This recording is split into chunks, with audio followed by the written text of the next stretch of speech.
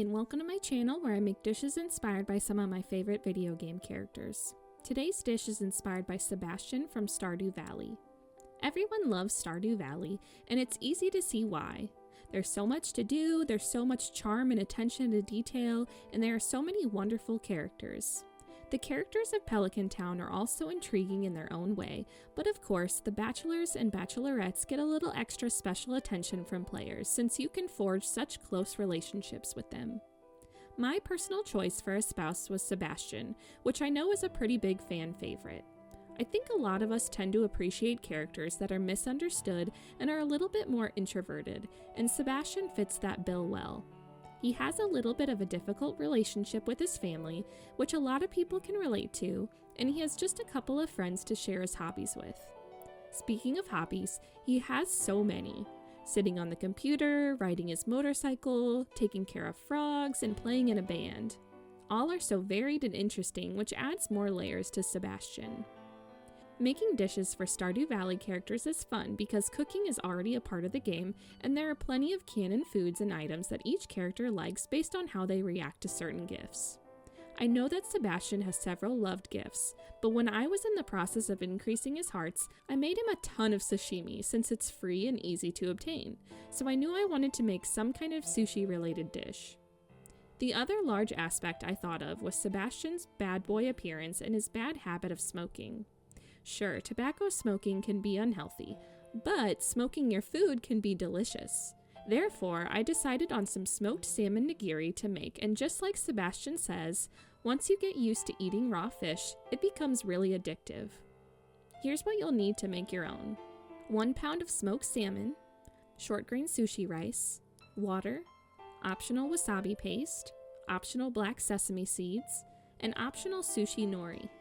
I am making my own smoked salmon because I was gifted a smoking gun a few years ago, and gosh darn it, I want to have an excuse to finally use it. If you are smoking your own like me, you'll need 1 pound of skinless salmon as well as salt and granulated sugar. If smoking your own salmon, you'll start by curing the salmon. Take your salmon out of the fridge and slice it into the thinness of your liking. Note that the thinner your salmon, the more it should soak up the smoked flavor as well. Once your salmon is all sliced, place the cuts onto a wire rack, making sure that none of the pieces are touching. In a small bowl, mix together 2 teaspoons of salt and 1 teaspoon of granulated sugar until well distributed. Sprinkle this mixture all over the tops of the salmon until well coated. You may not need to use all of the salt mixture depending on how large your slices are. Once the salmon are covered, place the salmon into the fridge to rest for 1 hour. As the salmon is resting, or if you bought pre-smoked salmon, you can then start making your sushi rice. Very thoroughly, rinse 1.5 cups of your sushi rice in cold water. Use your hands and the spray nozzle of your sink to rinse and rinse until it's very clean and most of the starch has been drained off. You'll start to notice that the water becomes more clear the cleaner it gets, and it should no longer have a white and grainy appearance to it. Once your rice has been cleaned well, pour the rice into a rice cooker and add in 1.5 cups of water. Place the lid onto the rice cooker and let the rice sit undisturbed for 20 minutes. Once 20 minutes have passed, you can then turn on your rice cooker and allow the rice to start cooking. As soon as the rice finishes cooking, fluff up the rice a bit and then allow it to cool at room temperature without its lid. It's usually easiest to shape and mold sushi rice when it's close to skin temperature. If it's too cold, it likely won't stick to itself well, and if it's too warm, it'll be very sticky and hard to work with. If smoking your own salmon, now's a good time to start smoking it. Remove the cured salmon from the fridge and cover it with plastic wrap or place into a large Tupperware or airtight container. You can use both, like me, to help create a really strong seal around the salmon as you prepare the smoking gun. Create a small hole in the seal to place in the smoking gun's hose, and then place some wood chips into your smoking gun. I used hickory here, but you can use whatever you like. Once you're ready, vent the smoking gun and light the wood chips. The smoke should start filling around the fish, and once the fish is surrounded by dense smoke, turn off the smoking gun and completely cover up the salmon, allowing it to absorb the smoky flavor. Of course, warning, even having this on briefly will create quite a bit of smoke, so be ready to vent your kitchen if needed. You'll let the salmon sit in the smoke for around 5 to 10 minutes before removing the seal. As mentioned earlier, the thinner your salmon, the more smoky flavor it should absorb, and of course, the longer the salmon is surrounded by smoke, the smokier it should taste. Once your rice is about skin temperature and ready for molding, do your best to shape the rice into finger-length shapes. If you like wasabi, feel free to add a dab of it onto the sushi rice, then take a piece of your smoked salmon and place it on top of the rice.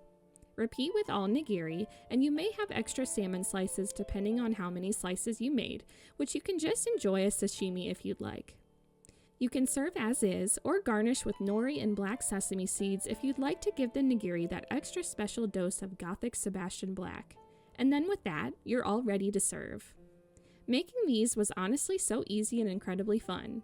It's fun to not only use such a specific kitchen tool like a smoking gun, but also feel like a little sushi chef in your own home.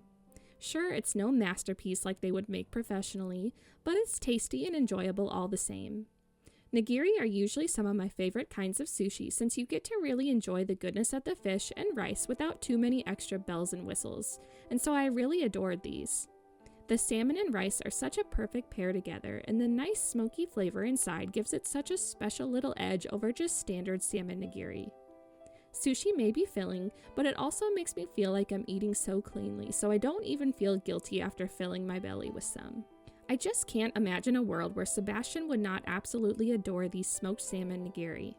He might not show too much emotion outwardly, but he'd be so enamored by them and think you were so thoughtful for making him some.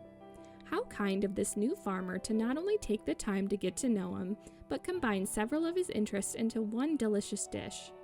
To him, a truly perfect day would be sleeping in, playing on his computer, catching a new frog, and then sitting down to stuff his face with these pieces of sushi. For how much he used to admire Zuzu City, he acknowledges that no one in that big city would have as much passion and thoughtfulness as this little farmer from Stardew Valley.